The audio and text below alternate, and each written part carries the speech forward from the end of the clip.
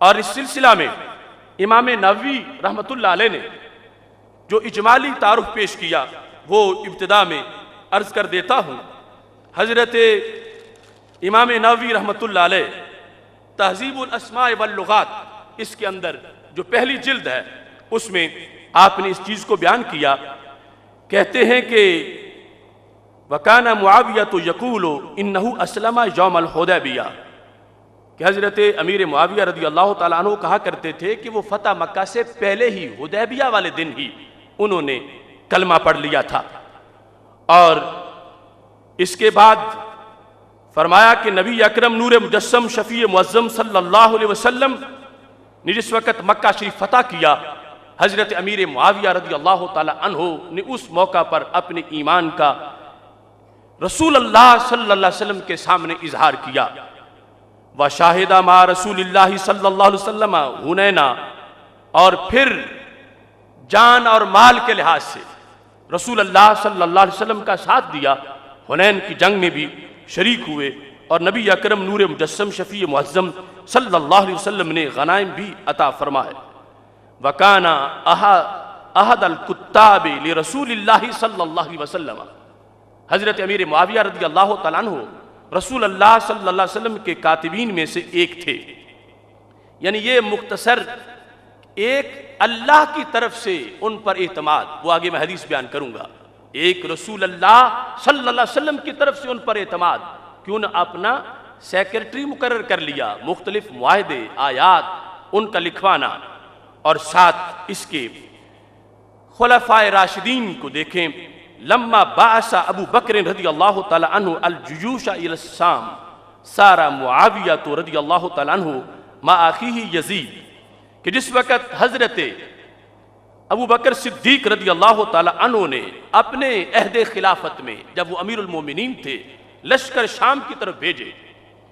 تو حضرت سیدنا امیر معاویہ رضی اللہ تعالیٰ عنہ اپنے بھائی یزید کے ساتھ اس میں شریک ہوئے۔ ایک تو وہ یزید پلید ہے، یہ یزید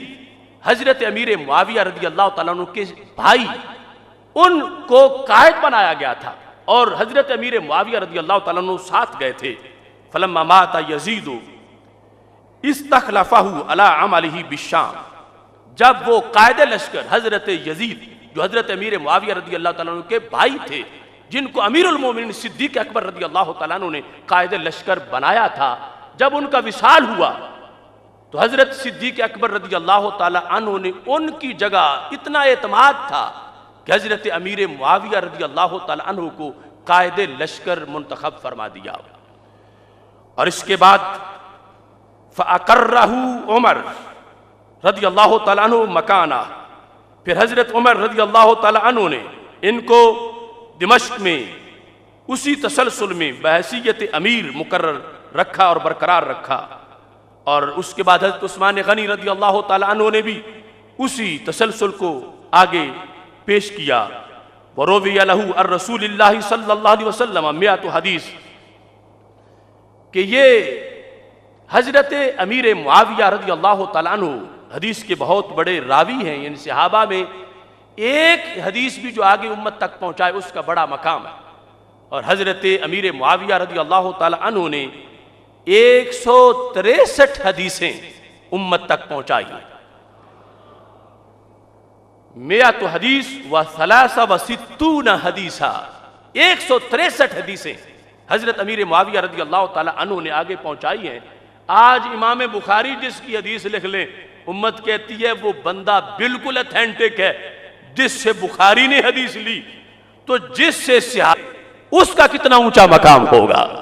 تو حضرت سیدنا امیر معاویہ رضی اللہ تعالی عنہ کے شاگردوں میں حضرت عبداللہ بن عباس رضی اللہ تعالیٰ عنہ،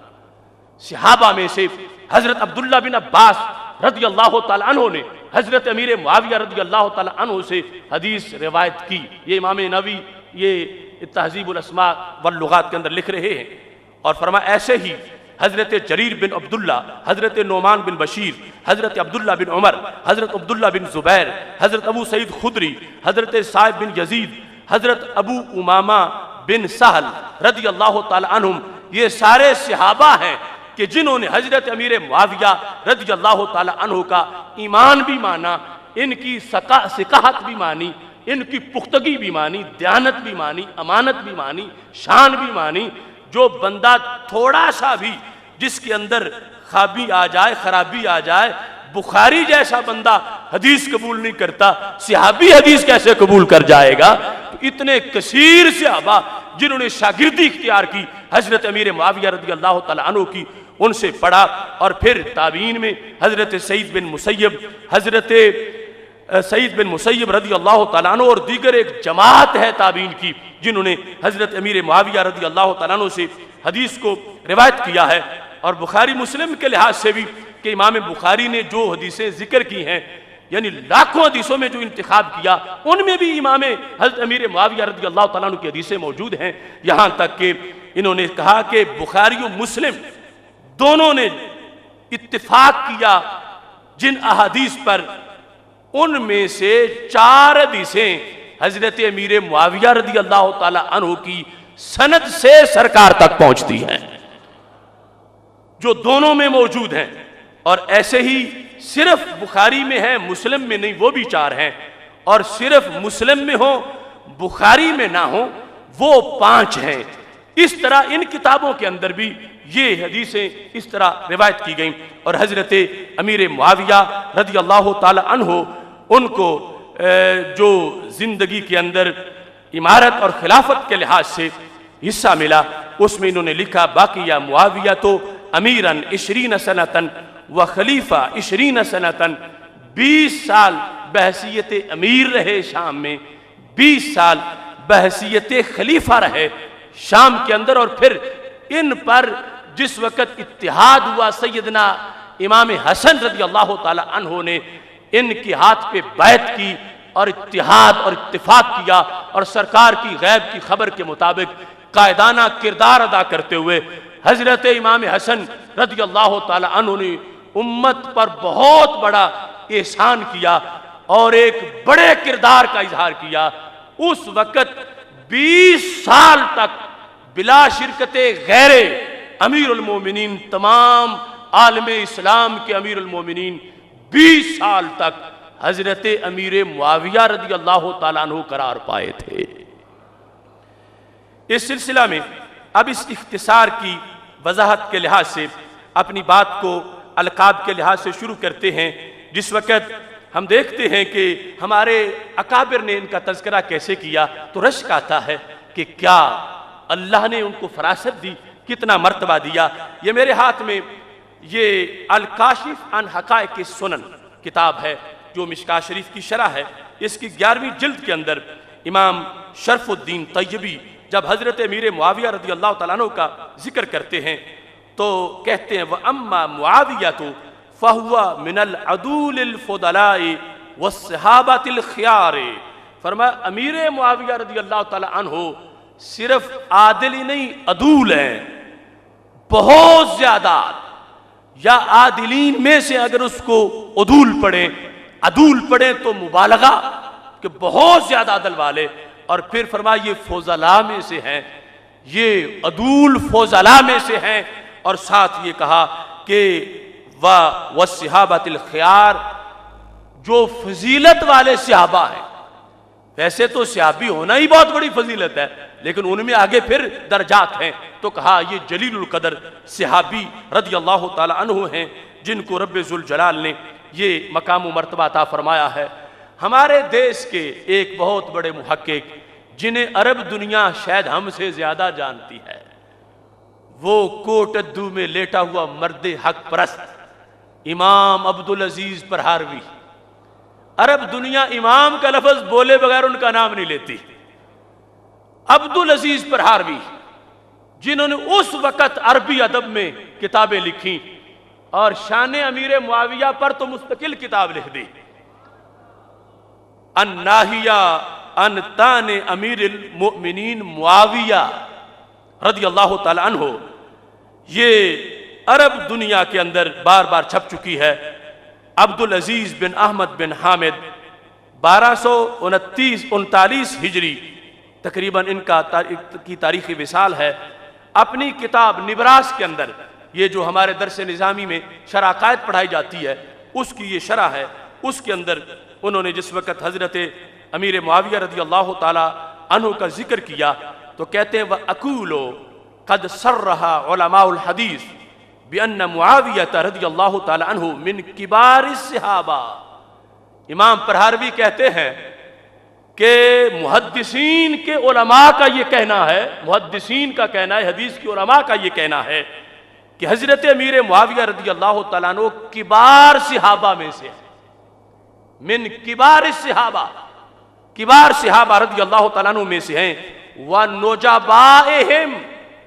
اور صحابہ میں جو نوجبا تھے، نوجبائے صحابہ میں سے حضرت امیر معاویہ رضی اللہ تعالیٰ عنہ ہیں. وَمُجْتَہِدِيهِمْ، اور صحابہ میں جو مجتہد صحابہ تھے امیر معاویہ کا نام ان صحابہ میں آتا. نوجبا صحابہ، کبار صحابہ، مجتہد صحابہ. صرف 1 منٹ کی صحبت شرف صحابیت جس کو ملا ہو اور دنیا سے چلا گیا ہو، کروڑ ولی اس کا مقابلہ نہیں کر سکتے. اور یہ حضرت امیر معاویہ رضی اللہ تعالیٰ عنہ تو پھر صحابہ میں جو کبار ہیں اور جو مجتہد ہیں اور جو نوجبا ہیں ان کے اندر ان کا شمار ہوتا ہے. اب تفصیل میں ان کے نام سے بات کو شروع کرتے ہیں.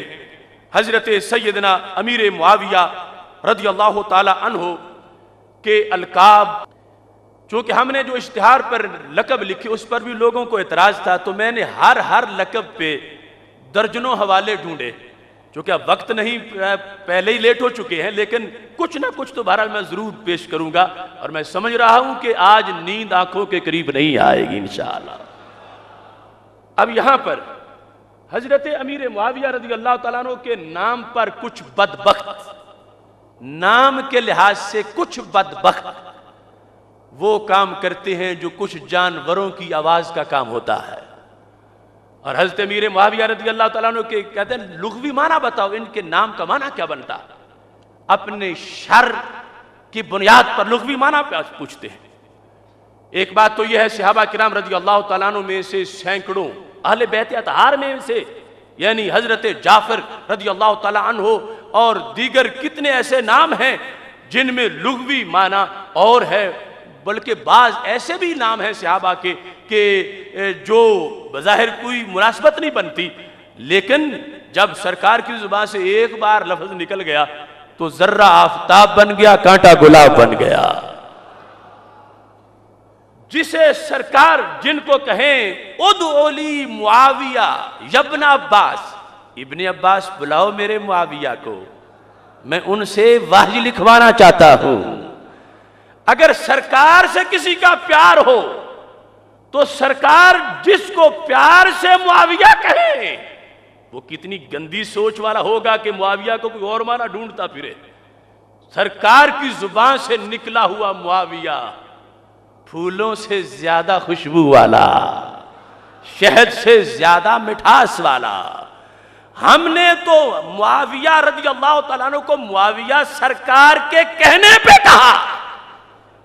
جو امی ابا نے نام رکھا وہ تو پہلے کی مسلم بات تھی. یہ سرکار دو عالم نور مجسم شفیع معظم صلی اللہ علیہ وسلم جب فرماتے ہیں حضرت عبداللہ بن عباس رضی اللہ تعالیٰ عنہ کو میرے لیے بلا کے لے آؤ معاویہ کو، تو جو آج حضرت معاویہ کا معنی اپنی گندی سوچ سے کرتے ہیں تو سرکار کی طرف کتنے عیب کی نسبت ہو جائے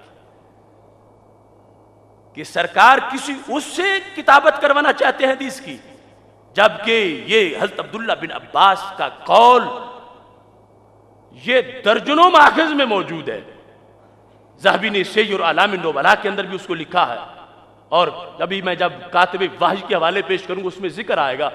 یہ ایک جنرل بات تھی. اگر لغوی معنی لغت کے لحاظ سے بھی کسی نے دیکھنا ہے، یہ النہایہ میرے ہاتھ میں ہے، 3 جلد، النہایہ فی غریب الحدیث والاسر.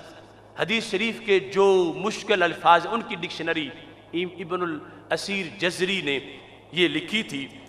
جن کی تاریخ وفات 606 ہجری ہے. اور یہ دوسری لسان العرب میرے پاس موجود ہے جو 15ویں جلد ہے، لغت کی کتاب ہے. ابن منظور افریقی کی مشہور لغت کی کتاب ان کے اندر جو معنی بیان کیے گئے میں آپ کے سامنے رکھ رہا ہوں۔ یہ لفظ معاویہ